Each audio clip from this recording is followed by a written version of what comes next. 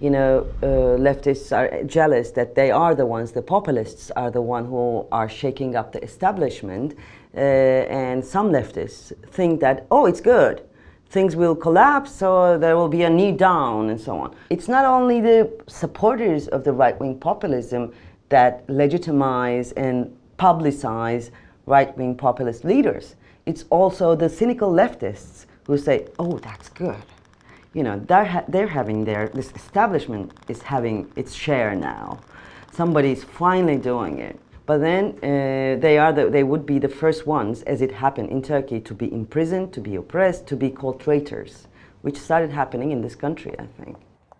There's nothing wrong with the left. There's something wrong with the last decades. I think the leftist ideology or leftist politicians were cut from their main arteries, which was being in communication, in contact, and together with the poor or the underclass.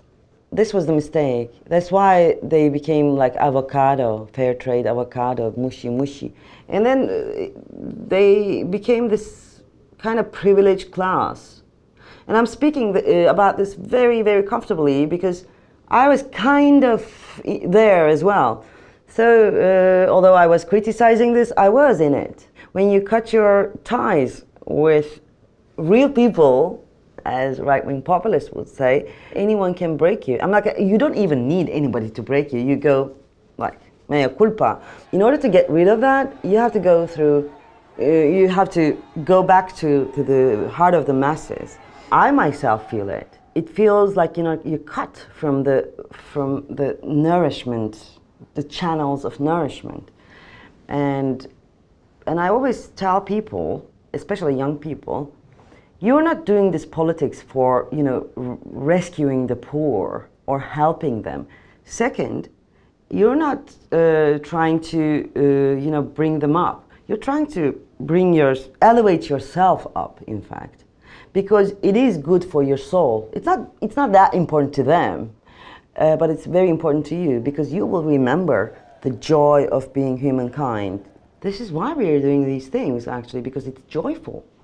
One of the things that you feel when an autocrat takes over your country, you start losing your faith in humankind. And that is a very dangerous thing to feel because you start losing faith in yourself as well. But then there comes a time one remembers that one of the best ways to resist this is to keep the joy. I'm not talking about laughing, I'm not talking about political humor, I'm not talking about entertainment, and I am definitely not talking about mocking the right-wing populist leaders. There's a lot about that in the book, and that sarcasm and how it serves the right-wing populist movements. I think I removed the excess of emotions that I was having, because they don't deserve my emotions.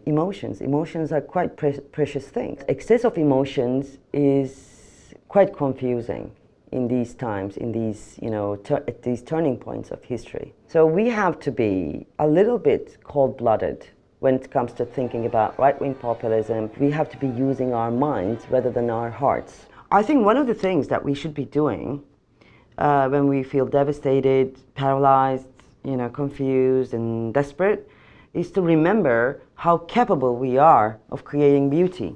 And if we forget that, and if we give in to the game that's playing around us, we lose faith in ourselves, and that's the end of the game before the end of the game.